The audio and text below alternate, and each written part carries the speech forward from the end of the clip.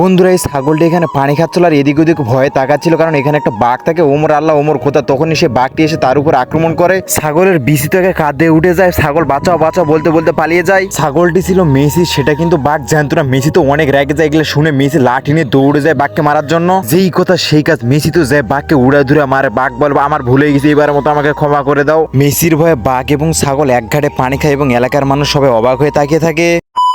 বন্ধুরা মেসি এবং মেসির বইয়ের এই ভাল্লুকটি অনেক আদর হয়েছিল, কারণ এই ভাল্লুকটি মেসিদের সমস্ত কাজ করে দিত।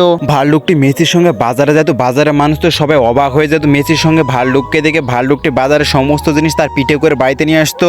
মেসির অনেক ভালো বন্ধু ছিল ভাল্লুকটি। মেসি বাজার করে নিয়ে এসে বাজারের ঝুড়িটা তার বউকে দেয়। মেসির বউ তো এতগুলো বাজার দেখে একেবারে মহা খুশি, সে সুন্দর করে এগুলো রান্না করে।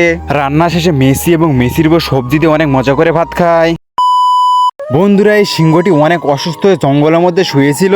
জঙ্গল দিয়ে হেঁটে যাচ্ছিল মেসি তো প্রথমে সিংহকে দেখে অনেক ভয় পেয়ে যায়। তারপরে মেসি ভাবতে থাকে কিভাবে সিংহটিকে সুস্থ করে তুলবে। মেসিকে পায় সিংহটি তো মহাখুশি, মেসি সিংহটিকে অনেক আদর করে।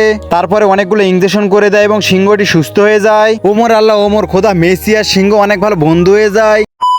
বন্ধুরা মেসি, হাতি এবং হরিণ তিনজনে ভালো বন্ধু ছিল। তারা সারাদিন খেলাধুলা করে। তারা খেলাধুলা করতে লাগলে বাড়ির কথা ভুলে যায়। তারা খেলাধুলা শেষে নদীতে গোসল করে এবং অনেক মজা করে। এইদিকে মেসির বউ মেসির জন্য ওয়েট করতেছিল, কারণ রান্না করবে সেই তরকারি নাই। হঠাৎ মেসির ঠাস করে কথাটি মনে পড়ে যায়। মেসির সঙ্গে সঙ্গে বাজারে যায়, অনেকগুলো বাজার করে মাছ এবং অনেক শাকসবজি নিয়ে তারা বাড়ির দিকে যেতে থাকে খুব তাড়াতাড়ি। অবশেষে মেসি তার বাড়িতে চলে আসে। বাজারে ব্যাগটি তার বউকে দেয় রান্না করার জন্য।